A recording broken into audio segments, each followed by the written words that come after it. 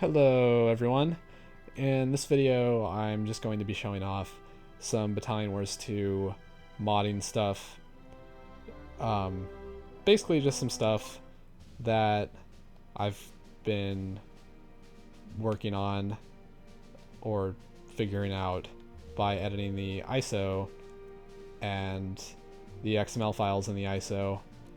There's actually a lot of cool stuff you can change, and it's really not that hard to do, but I'm just going to show off a couple of the pretty cool things that I've managed to do so far.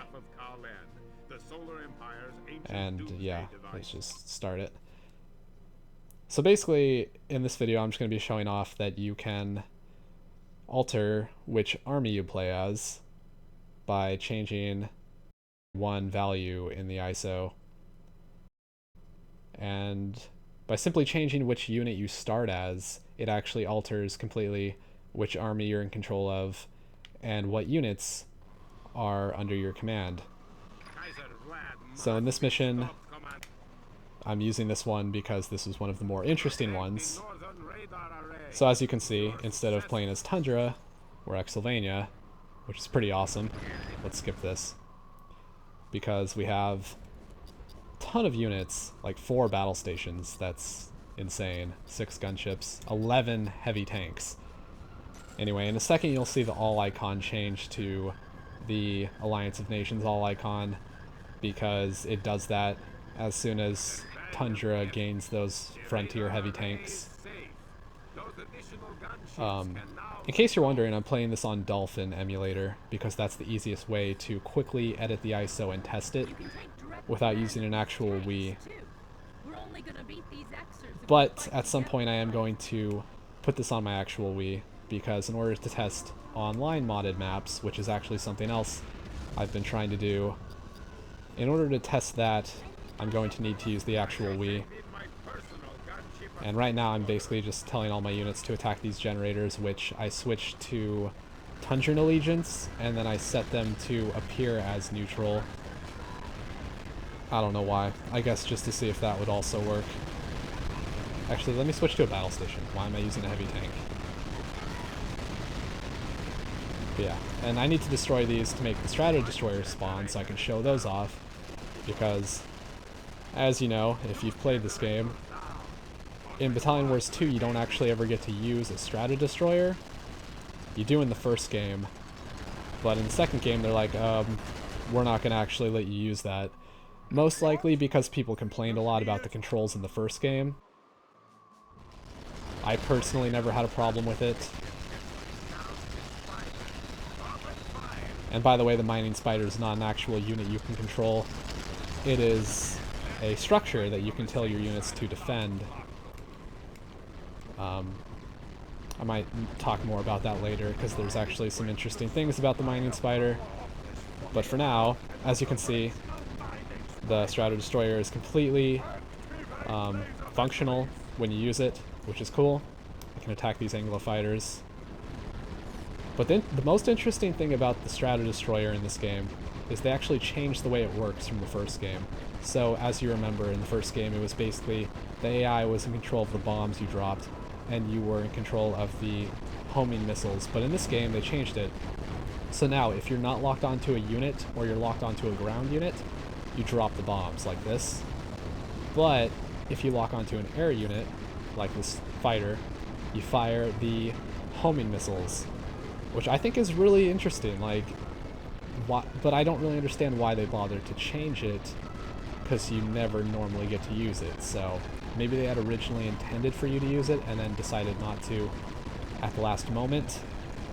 And now I'm just quickly switching to an xylvanian fighter, since this is another unit that you don't ever normally get to use, so I figured might as well show it off for the sake of showing it off. And it works exactly as you would expect it to. I'm trying to do a barrel roll right now, but I'm having some trouble. Up there it is. Because I'm not actually using a Wiimote right now, I'm using a controller, and I have the nunchuck tilting bound to a button, and it doesn't really work that well. But if I spam the buttons, I can get it to do a barrel roll occasionally. but it's kind of weird and doesn't like to work most of the time. So, yeah, it doesn't want to do it right now. Oh, there we go. As soon as I stop pressing it, it's like, oh, time to barrel roll. But anyway, so that's a couple of the more interesting things. As for the mining spider, again, I guess I'll mention, if you get destroyed close enough to the mining spider, and there's no other friendly units nearby to control transfer to, you'll control transfer to one of those little turrets that shoot the green lasers, and if that happens, you're stuck to controlling that.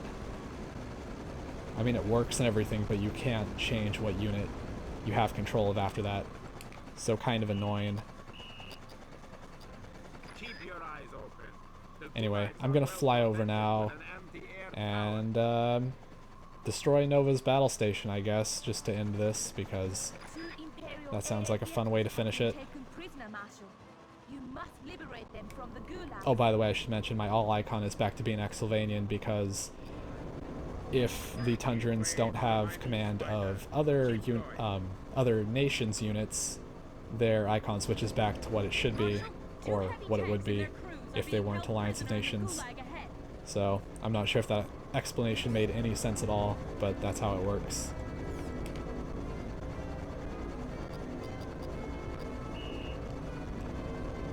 But yeah, I kind of forgot about this actually at first, but they already have,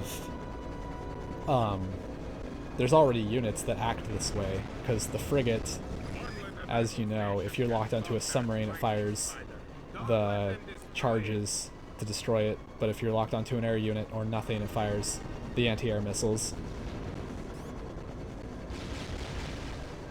And Nova's like, mission failed. And the game will still say mission failed, obviously, because that's all it's scripted to say when the battle station gets destroyed.